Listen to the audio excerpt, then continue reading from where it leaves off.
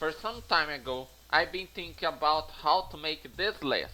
List the 10 most beautiful games for Super Nintendo. I researched a bit and finally managed to do a current list. Keep in mind that the list has made it based on my personal choice and knowledge, so not worth it has a role. There may well be unknown games that can be wonderful, but many people not know them. So you can put the names definitely. I will find the games and can even make a second list based on readers' opinions. Another thing, the list is not intended to elect the most funky game, because I don't find it attractive in electing the most beautiful game of all, and yes, the most beautiful games. The numbering is simple to arrange the list, whereas it adjusted the system catalog on them beautiful games, since the Super Nintendo has a lot more than that. So, enough of bullshit and let's go to the list. Here's a game to make competition with other games, including games released today. ActRaiser 2 follows the pattern of the first game, but more focused on the practice than in strategic, most finding and exploration. The graphics are beautiful, full of effects, but what stands out is the absurd use of color. On the first step, you notice the graphics quality.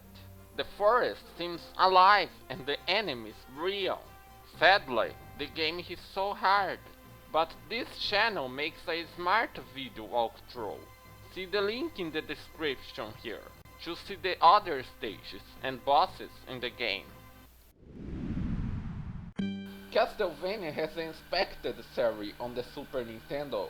Due to the enormous success on the Nintendo, his older brother and arrived in style, kept the same gameplay and improved everything from graphics to sound, stages and weapons. Super Castlevania is beautiful from beginning to end, from gardens and vines on world doors to streams, forests, humid caves, and bizarre castles. Everything is very neat. Mega Man arrived in his 9th game of the classic series and gained a friend to share the screen, Bass. The black and purple little robot humiliates in your followed shots and can even shoot diagonally across the screen. But not only that calls attention to the game. It seems that Capcom decided to make the definitive Mega Man for Super Nintendo. The last, as they say, since the items, screens and enemies, all the characters and the stages are neat in the stream. Some people turned up their noses to Mega Man 9 because they wanted to be quality. One of the biggest and best platform games of all time. Released unfairly in a period where few people gave importance to the Super Nintendo, must just went Saturn and PlayStation with their polygonal games. But I tell you, this game is one of the biggest games I ever had the pleasure of playing.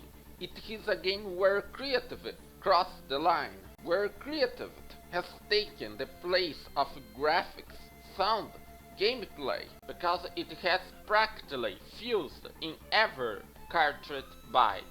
We have memorable songs, huge castles filled with secrets, colorful thematic stages, and one of the most charming graphic styles of the time. Everything seems to have been done by hand with crayons, remembering too much our scribbles from the time of preschool. Anyway, missing cheers for this Shigeru's work. The whole trilogy is beautiful, but if I had to highlight a game for all that it involves, would it be the second game. More diverse stages, more diverse gameplay, more bonuses, more maps, more items, more elements of scenery, more whimsy. Donkey Kong Country 2 is all that, and more. I think the most outstanding stage of the game is the nostalgic Hive of Honey. It's a real, unique look. A wonderful RPG. And when I say this, believe me, this channel made a walkthrough of the game. I could also check out the game and I confess I had surprised. You confuse it any PlayStation RPG of the same style. Shadow and clouds effects. They used colors and all the wincing in cities and valleys. The game surprises in each location that reaches. In addition to the story, very cool too. The opening is already impressive.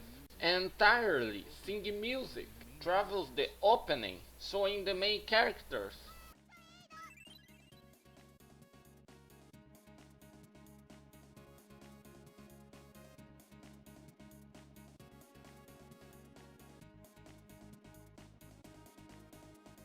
Things of a very good sound chip.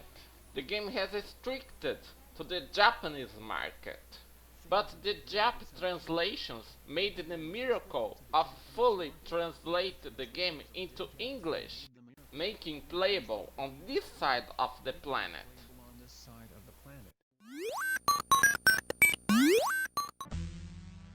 Until today, he's a game that surprises me for the win and faithfulness to the cartoon. It is a beautiful and tasty game to play, although he's hard in some steps. In the Mega and Super Nintendo, made a surprising gig.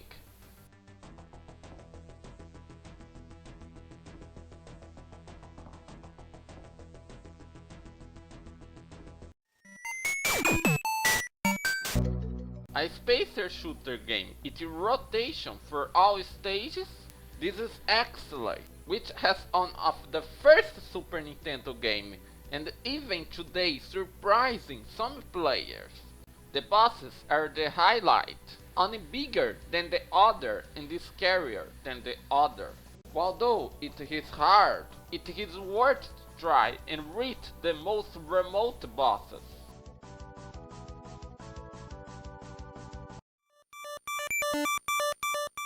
Join Square and Nintendo provide this result.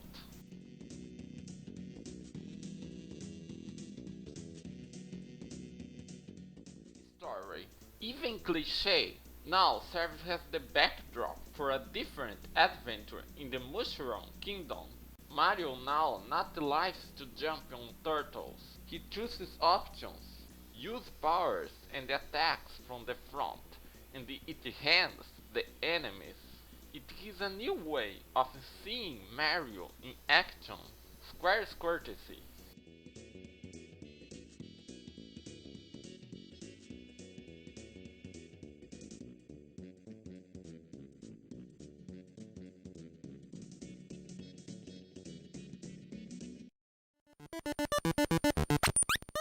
Okay, it may not be the most beautiful, but it rivals it many games. The vegetation quality of the game is what calls the most attention here. The detail well surpasses the tales of Fantasia. The wince is great, and to overcome the tales, the game has to be very beautiful. Well, these were the 10 most beautiful games of the Super Nintendo. Miss Annie wants to suggest something? Feel at ease, obviously. All lists have been missing something, and this is no exception.